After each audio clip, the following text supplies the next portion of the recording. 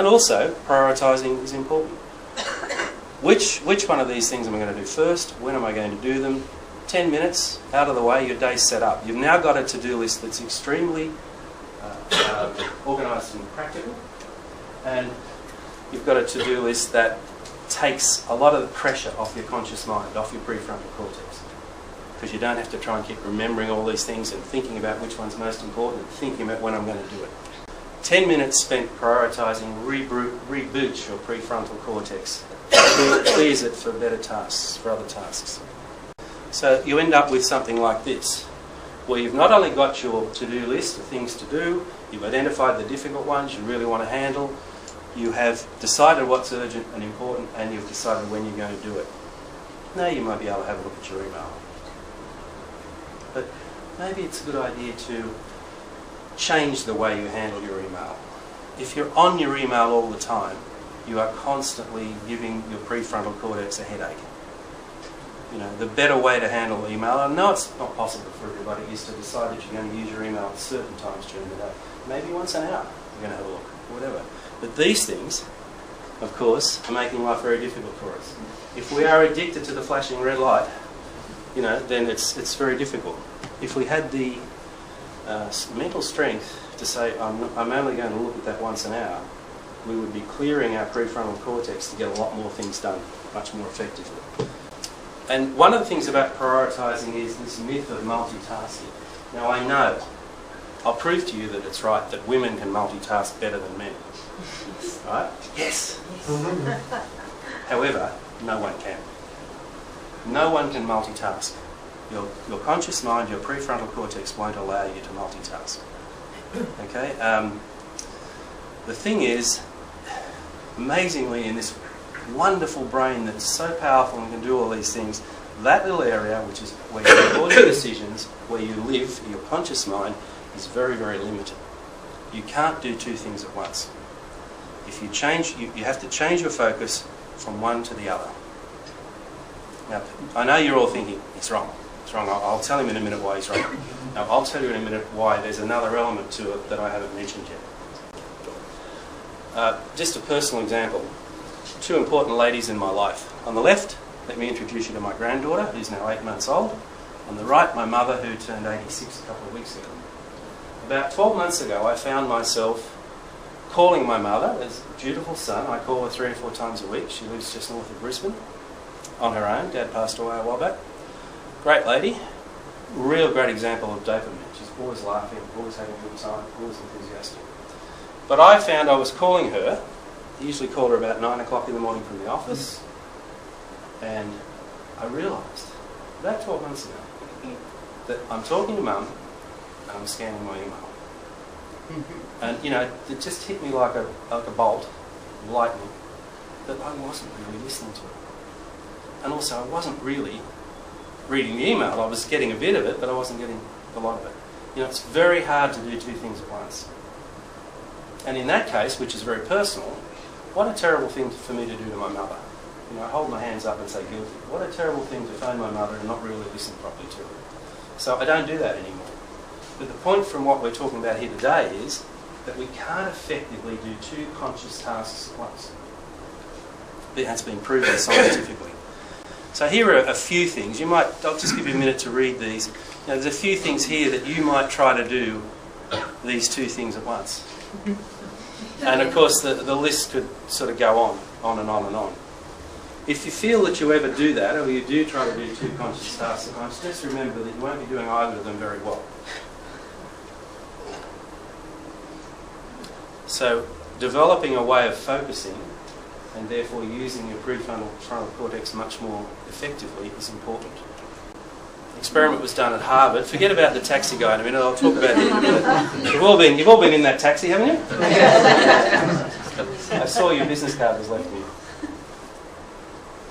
There was an experiment done by Harvard MBA College, and they found that trying to do two conscious mental tasks at once reduced the IQ of the students from that of a Harvard MBA student to that of an 8-year-old. So multitasking is a bit of a myth. If accuracy is important, certainly don't divide your attention. A taxi driver. with what I know, I used to sort of think that, okay, that's a bit of a concern, but I'm not too worried about it. But now that I know that if he answers one of those phones, his ability to drive that car effectively drops dramatically. So I don't like it at all. And some of them, as you know, will answer two of those phones at once and drive the car. Wow, how do we survive? Fortunately, speeds aren't that high in Hong Kong, most places.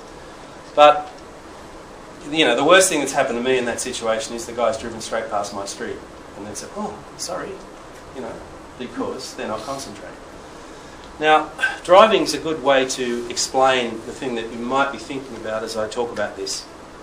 Who drives home from work? Does anyone here drive home from work? Would you mind just coming out here for a minute? So you drive your car? Yes. You're familiar with your car? Yes. Right? You drive it home from work every day? I do. Okay. Which side do you sit on? This side or this side? Okay. Would you give me a lift?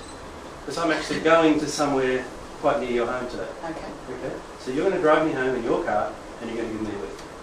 Fine? Yep. Okay. So we're driving along. Yeah. Now, you know the way home. Well. You've driven this hundreds of times. Okay? So we can easily have a conversation while you're driving. We can. We can. Now, let's try another scenario. Your car's off the road. You've borrowed someone else's car. We're not going to your home. We're going somewhere you've never been before. Mm-hmm. We're driving an unfamiliar car. We're going somewhere you've never been before. Would you be equally as comfortable if I wanted to talk to you all the way? No. Okay. The reason for this is because a lot of what we do with our subconscious mind. They're things we've done before, like driving home. Our subconscious can get us there. I used to, in my old pharmacy days years ago, I used to drive home about 9:30 at night in Canberra. It was only about 3 k's, and the number of times I got home and thought, heck, I was thinking about that, I was listening to the radio, I really took no notice of driving home. Because your subconscious actually can carry you most times. So when people who think they're multitasking are sure they're doing one or two subconscious tasks and a conscious task, but not two conscious tasks. The old American saying, that person's so dumb he can't walk and chew gum. Well, the fact is walking and chewing gum are both subconscious tasks. We don't have to tell our jaw, chew again, take another step. We do these things naturally because we've done them before. So we can actually walk and chew gum and do something else, do a conscious task as well. So don't get confused and think you're a champion multitasker because you can do 2 or 3 things at once. You'll find that most of them are subconscious tasks that you don't have to think about. We're only focusing on conscious tasks. So I try not to get in those taxis anymore. And finally, there's another study done at London University for Hewlett-Packard, which found that constantly texting and emailing reduces our IQ also. Now there might be a hint to something here, because in men it reduces it by 15 points, with women it reduces it by 5. So maybe this is part of the background of why we think women are better at multitasking than men. It's not because men have a higher star point. You are a very brave boy. You are a very brave boy. Okay, so we want to keep ourselves in a state of positive neurotransmitters. The way to do that is by thinking positive, by imagining good things happening, not by dwelling on negatives. We want to keep the cortisol away. If we're stressed, we've got to imagine the end point, past the stress. We've got to see ourselves getting past it and being happy again, giving ourselves a dopamine hit. Our prefrontal cortex is very, very touchy. Our conscious mind is very, very limited. It's amazing, amazingly limited. So always ensure that you put your focus on what you're doing and then put your focus on the next thing. And prioritising first thing in the morning is very, very important. So here's a bit of an action plan. Obviously plan your time. It's a given. Identify and eat your frogs. Look for dopamine opportunities. They're out there. You have to make them yourself. Sometimes people will make you feel good, but sometimes you have to make them yourself with your imagination. Avoid cortisol situations as much as you possibly can. Prioritise first thing in the morning. Get your day started well.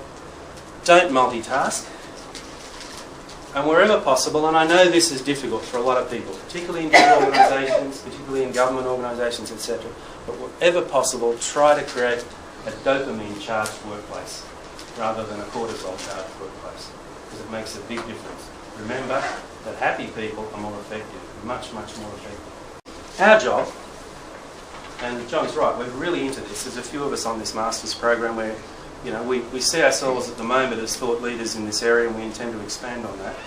And our job is a little bit, this is ambitious I know, but it's a little bit like Apple's job. Our job is not to teach people neuroscience, we're not qualified for that. Our job is to find out what the latest findings are and apply them in training workshops. So we are now always including some of these elements in our training. Not too much, we still have all the traditional, you saw as I took you through a to-do list, I didn't really change much, I just gave you lots of whys and maybe a couple of things that everybody should change, for example, prioritising your focus. So our job really is to integrate the neuroscience into our various leadership and other workshops, and that's what we're doing. I might close by just saying, if you think about it, just about any topic you can come up with that the AusCham Institute or any other training organisation might be working with is totally reliant on neuroscience. Think of change management. Why is it so difficult to get people to change? Because once we do something the same way a few times, our brain is wired to do it that way. And when we want to change, we give ourselves a headache, quite frankly. It's very difficult to get people to change. So you need to use some of the knowledge from neuroscience to help change management. But whatever topic, it's all about this. This is a revelation for people like us who work with people. I'm sure it will help us work with people a lot better.